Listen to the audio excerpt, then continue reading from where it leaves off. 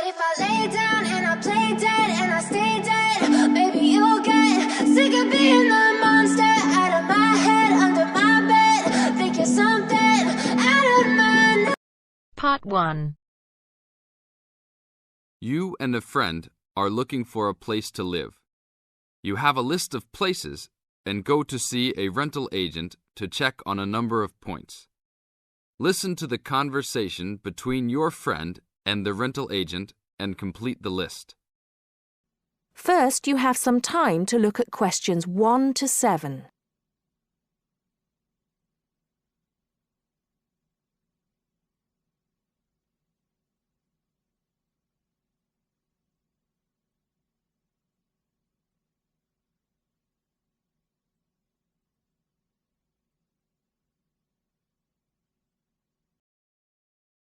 Listen carefully and answer questions 1 to 6. Hi, we've been looking over your listing of apartments for rent and we have a few questions about a couple of the apartments. Can you help us? Sure. Yep, this is our most recent listing. What would you like to know? Well, we were first wondering about the house on 3rd Street. We can see that it is furnished and rents for $135 a week, but can you tell us how many bedrooms it has? Let's see. In addition to the den, it has 3 bedrooms. What about the one on Route 9N?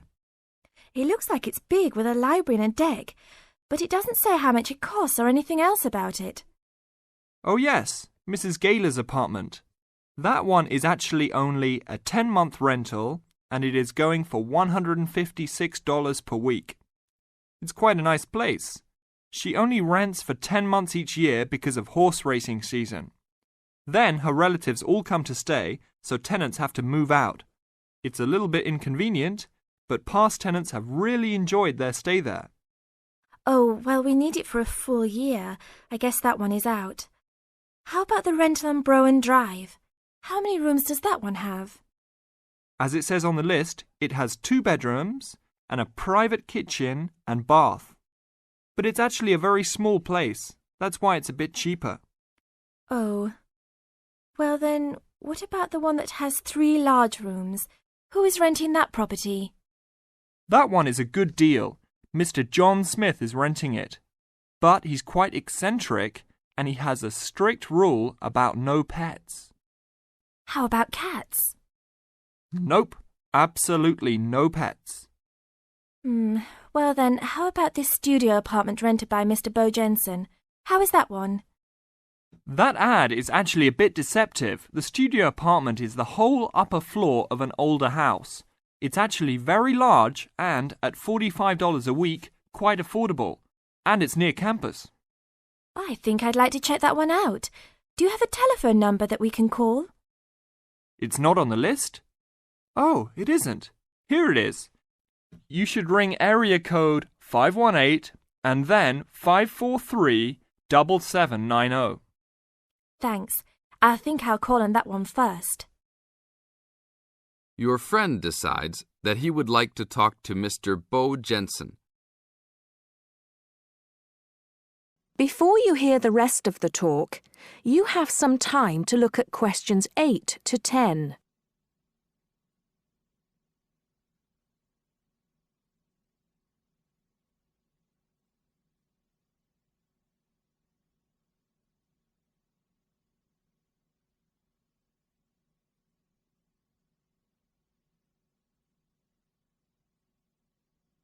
Now listen and answer questions 8 to 10. Hello? 1512, Route 9. Yes, is this Mr. Jensen? Yes, it is. Can I help you? Yeah, we're studying here at university and we came across the rental information for the studio apartment that you are renting. Is it still available? Yes, of course. I actually just placed the ad and you're the first person to call. Is there anything you'd like to know about it? Yes, actually there is. As students, we are on the internet a lot, and we heard that some homes in the area have high-speed connections. What type of connection do you have there now? Oh, that's an interesting first question. But I guess I have heard that too. But we just have a phone line here. Nothing fancy. I think you can have a cable line installed, but it's just a phone line for now. OK, well maybe we can do that. What type of heating does the apartment have? Now there's a more traditional question. We have oil heat here. It's an older house. That tends to be a little more expensive during the winter, right? Yeah, but there's nothing to do about it.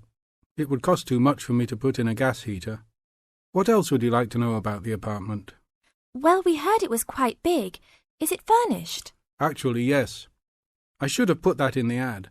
It has an old couch and a couple chairs, a dining table, refrigerator, stove, and even a dishwasher. Does it have any beds? Yep, it has 2. That sounds great.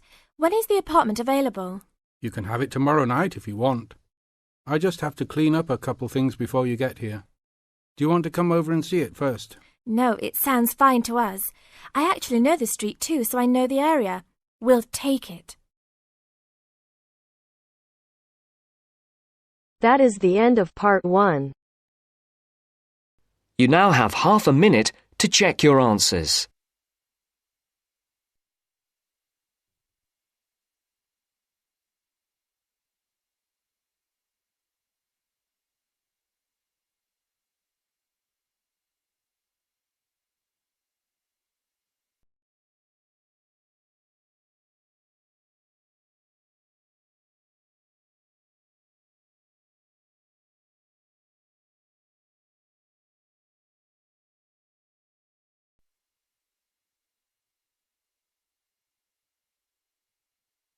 Now turns to part 2.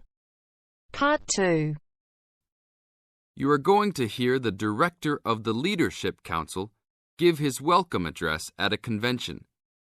First, you have some time to look at questions 11 to 15.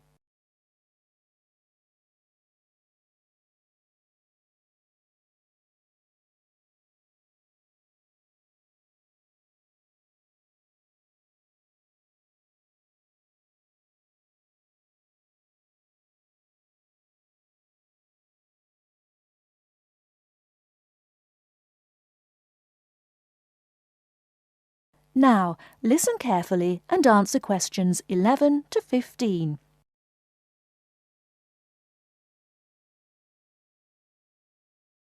Ladies and gentlemen, can I have your attention, please? Please find your seats.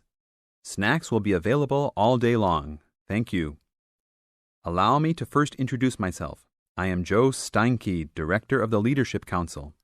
On behalf of the Organizing Committee for the 8th Annual Leadership Conference, I welcome you all to San Dimas, California, for a special session on postmodern solutions. We have people attending from as far away as Toronto, New York, and even the Bahamas. Frankly, I wish we had gone to you there. But we're very glad you're all here. Let me say further that this will be our largest conference yet. Registrations have far surpassed our expectations. For the first 3 days, we will be hosting more than 325 participants for lectures and workshops. Another 100 will be joining us for our final 2 days and culminating session on Friday evening. We also have a larger selection of seminars than ever, a total of 32. Because we know that you all will want to attend a few special sessions, we will repeat key seminars each day. So there will actually be 38 sessions. I'm sure you will all be pleased with the content and the quality of speakers.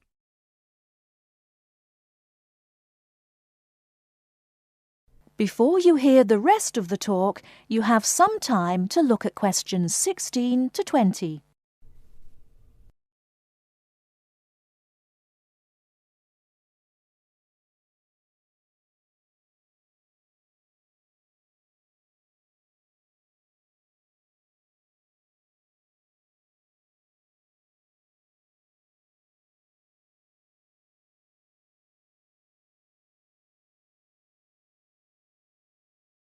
Now listen and answer questions 16 to 20.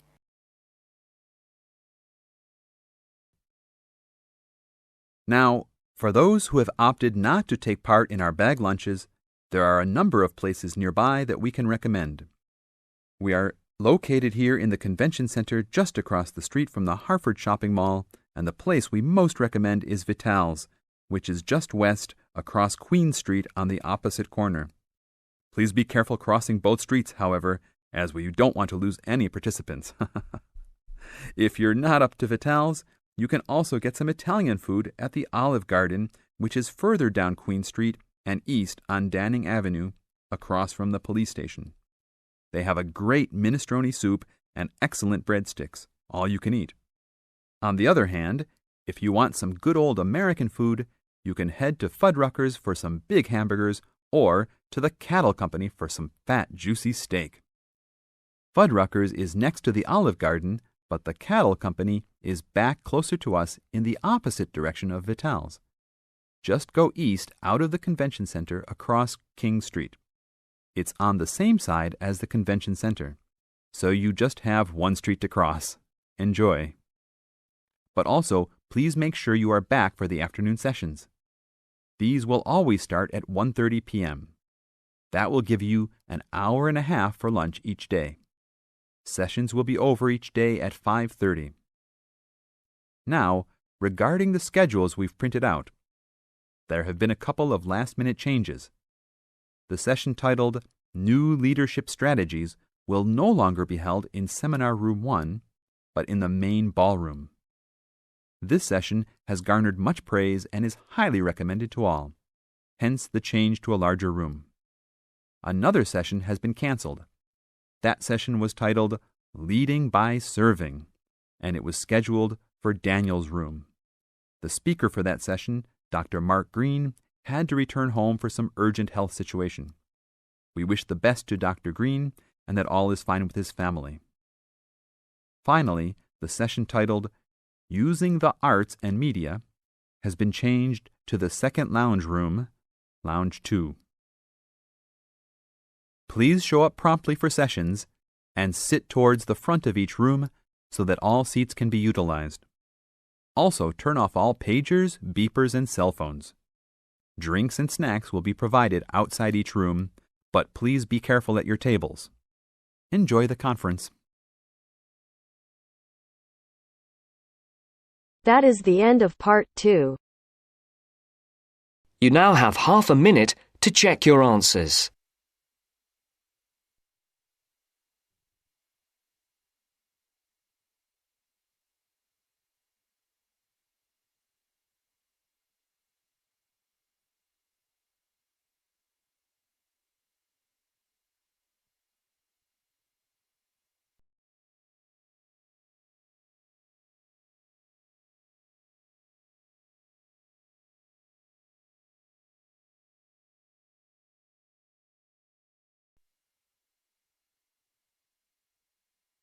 Now turns to part 3. Part 3.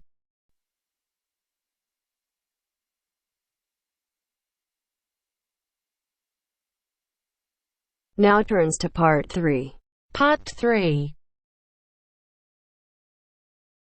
You will hear Peter Walsh being interviewed for a job. Listen and choose the correct answer for each question. First, you have some time to look at questions 21 to 25.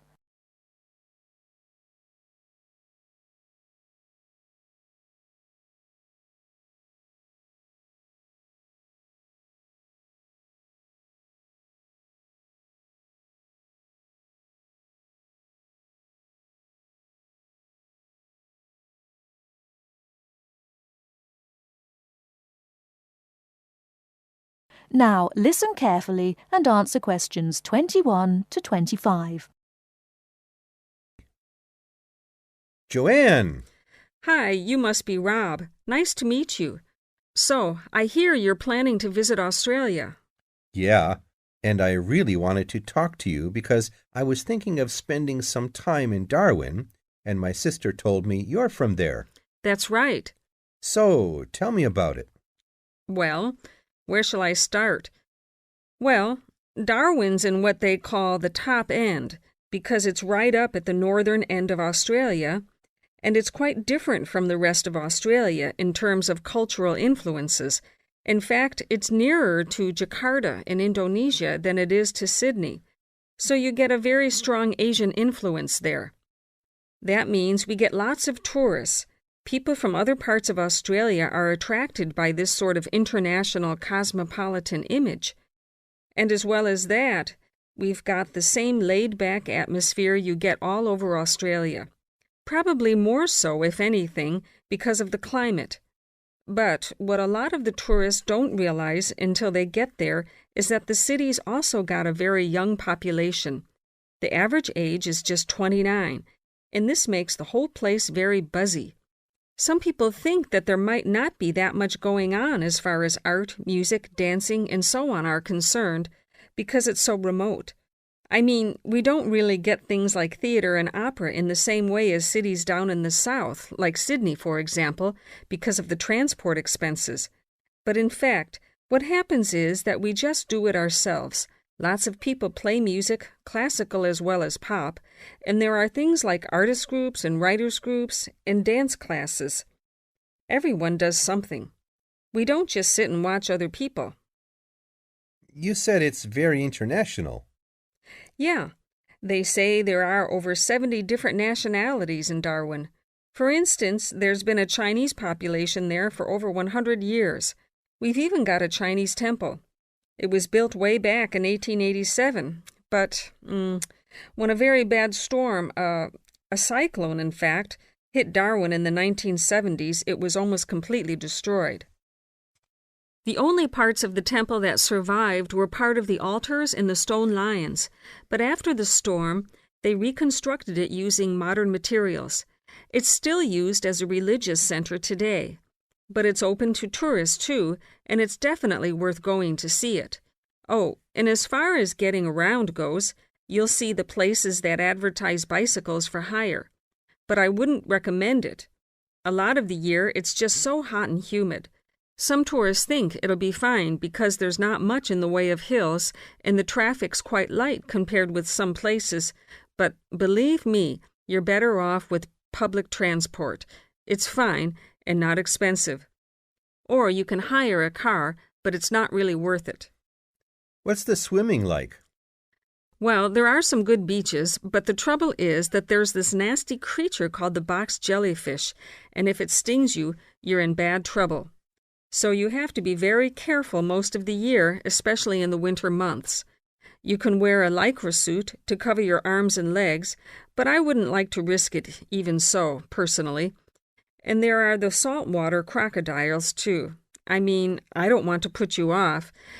There are protected swimming areas netted off where you'll be safe from jellyfish and crocs, or there are the public swimming pools. They're fine, of course.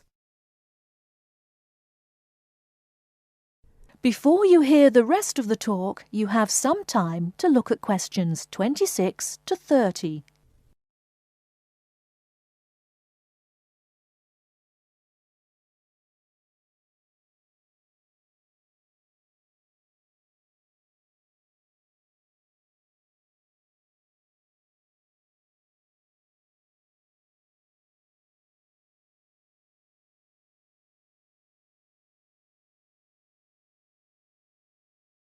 Now listen and answer questions 26 to 30. And answer the questions. Please sit down, Mr. Walsh. My name's Jane Swain, and I'm the personnel manager. Hello, how do you do? Now, this is just a short preliminary interview. I'd like to chat about your present job and what you've done up till now. Yes, of course. Well, could you tell me how long you've had your present position in Weston's? It is Weston's, isn't it? Yes, that's right. I am not sure. Let's see. I left university in 2005. Is that right? Yes, 2005. Then I was unemployed for about 3 months. And then I traveled round America for a few months. So, yes, it must be about 3 years now, in fact. Yes. And have you any particular reason for wanting to change jobs? I mean, why do you want to move? Well, I actually like my present job and still find it interesting and stimulating. The salary's okay, so it's nothing to do with money, though you can always do with more. I suppose the thing is that I'm really very ambitious and keen to get promoted, So that's the real reason. You say you like your job. Can you tell me what aspect you like most? Oh, my dear, that's difficult. There are so many things. The other people are great. There's a good cooperative atmosphere. I mean, among the staff, and compared to other companies, the conditions are great. I mean, the office itself and the working conditions. And then there's the fact that they give me lots of room for initiative and let me make decisions. You know, that's what I really like most about the job. Yes, well, we're looking for someone like that. You know, someone who isn't a clock watcher and who isn't too concerned about working fairly long hours. Oh, I don't mind that. I'm used to it. And what about your education? You went to Manchester University, didn't you? Yes. After leaving school, I started a diploma course in design, but I decided to give it up and did an arts degree at university instead. Good. And have you done any courses since?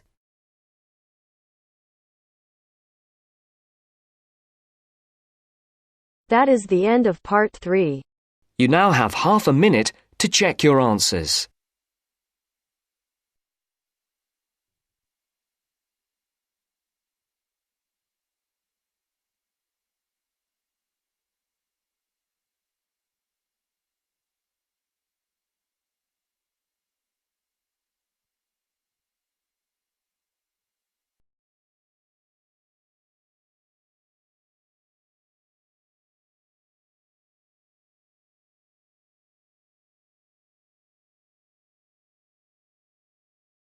Now turns to part 4. Part 4. You'll hear a teacher talking about several British art galleries. First, you have some time to look at questions 31 to 33.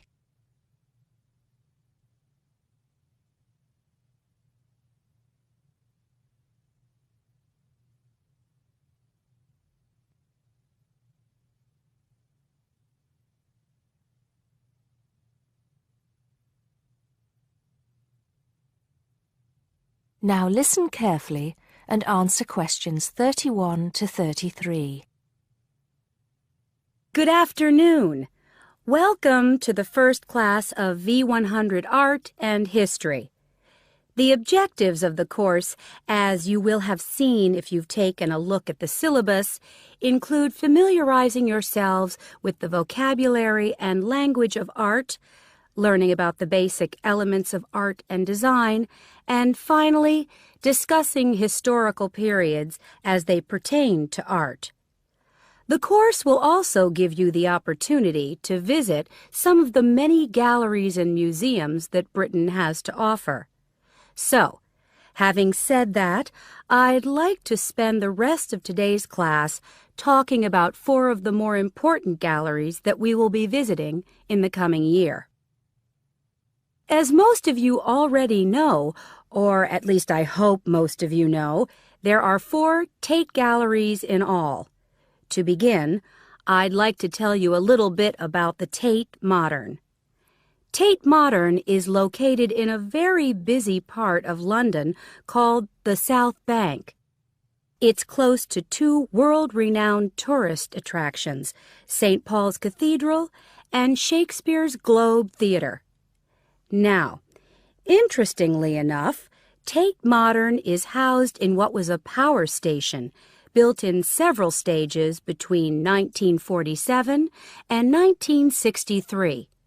It was closed down in 1981 and reopened as a gallery in the year 2000. Tate Modern consists of 5 levels, with the Tate collection being shown on the 3rd and 5th levels. On level 2, the works of contemporary artists are exhibited, while level 4 is used for holding large temporary exhibitions. Since this museum opened, it has become a popular spot for both Londoners and tourists alike. And believe it or not, it doesn't cost anything to get in to see the collection displays. Before you hear the rest of the talk, you have some time to look at questions 34 to 40.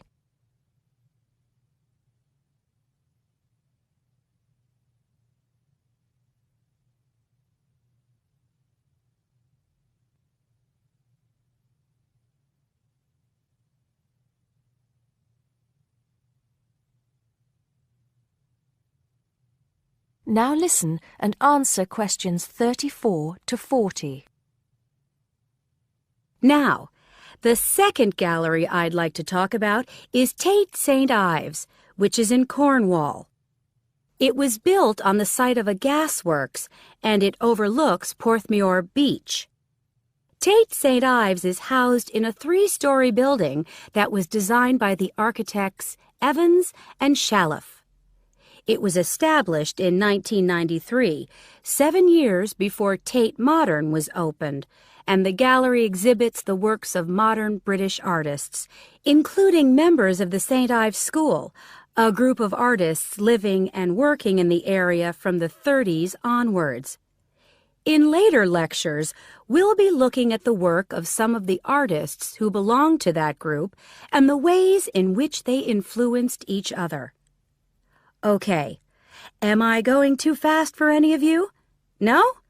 Good. Next, I want to talk about Tate Britain, which is a gorgeous gallery situated right in the heart of Westminster. Tate Britain was the first of the 4 Tate galleries to open, and it was established in 1897. It was built on the site of an old prison, and when it first opened its doors, it was called the National Gallery of British Art.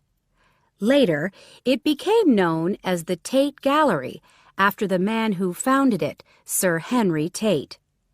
During its lifetime, Tate Britain has been damaged twice, once by floodwaters from the River Thames and once by bombings during World War II. This gallery has an interesting range of exhibitions of historic and modern art from 1500 up to the present day. Now, the last gallery I'd like to tell you about is called Tate Liverpool. It's not hard to figure out where this gallery is located, is it?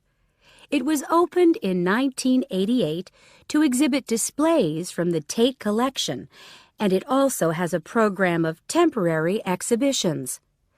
Tate Liverpool is housed in what was once a warehouse, and for some years it was one of the biggest galleries of modern and contemporary art in the UK. Well, that's a brief overview of just a few of the galleries we'll be visiting. I'd like now to look in a little more detail at what you can expect to see in each of these galleries, starting with Tate Britain. That is the end of part 4. You now have half a minute to check your answers. But if I lay down and I play dead and I stay dead, baby, you'll get sick of being the monster out of my head, under my bed. Think you're something out of my nightmares, standing right there. But if I lay down and I play dead and I stay dead, then will you get bored of killing me? Silhouettes of you are like a taunt. Never really know just what you want. 8 plus band vocabulary for writing and speaking. First word is on account of. This is a phrase actually. On account of means because of, and you can use it. Although people deserve reward and recognition for acquired qualities, no one should be in a position to receive honors and benefits on account of birth. Nice sentence. Next word is the perils. Perils mean dangers, and you can use it. Ironically enough, the perils the modern world faces, such as traffic jam, air pollution and accidents, are closely associated with increase of vehicles.